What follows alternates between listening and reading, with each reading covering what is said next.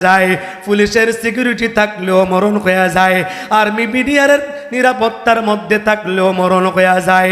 যত কিছুই করো না কেন মরণ থেকে বাঁচবার কোনো ব্যবস্থা নাই।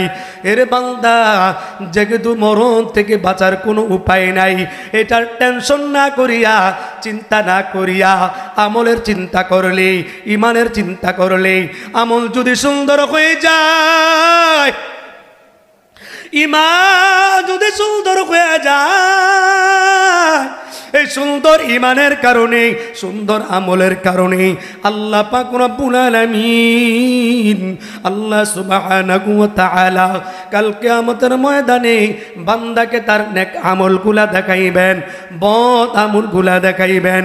আল্লাহ তাআলা বলেন, বালিল ইনসানু আলা নাফসিহি বাসীরা। পৃথিবীর বুকে বান্দা, তুমি যতই কাজ করেছো, ভালো করেছো, মন্দ করেছো, যা কিছু করেছো, বালিল ইনসানু আলা নাফসিহি বাসীরা। মানুষ চক্ষু দিয়া দেখতে পাবে দিনের বেলা কি করলো, রাতের বেলা কি করলো, দিনটা কিভাবে কাটাইলো, রাত্রটা কিভাবে কাটাইলো, মা বাবার সাথে কেমন আচরণ করলো, দাদা দাদির সঙ্গে কেমন আচরণ করলো, সম্পদ নিয়ে কেমন বাগাদুরি করলো।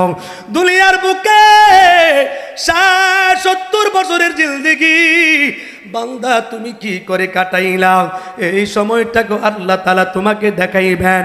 এই জন্য বান্দা আল্লাহ তাআলার কাছে ওযুগাত পেশ করবে, ওয়ালাউ আলকা মাযিরা।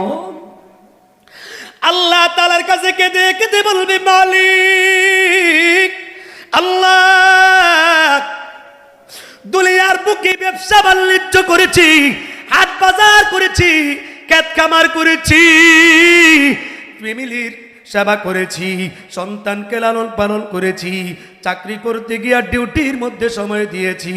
ওগো মালিক, নামাজের মধ্যে সময় দিতে পারি না, ইবাদতের মধ্যে সময় দিতে পারি না।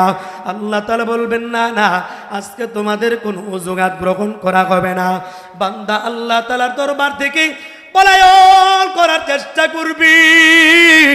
আল্লাহ তাআলা বলেন, আইনাল মাফার। আজকে হাসরের ময়দান থেকে পলায়ন করার কোনো ব্যবস্থা নাই। দুনিয়ার বুকে অন্যায় করলে এক জায়গা থেকে আরেক জায়গায় চলে যায়, এক জায়গা থেকে আরেক জায়গায় পলায়ন করে যায়, বাংলাদেশ থেকে অন্য জায়গায় পলায়ন করে চলে যায়।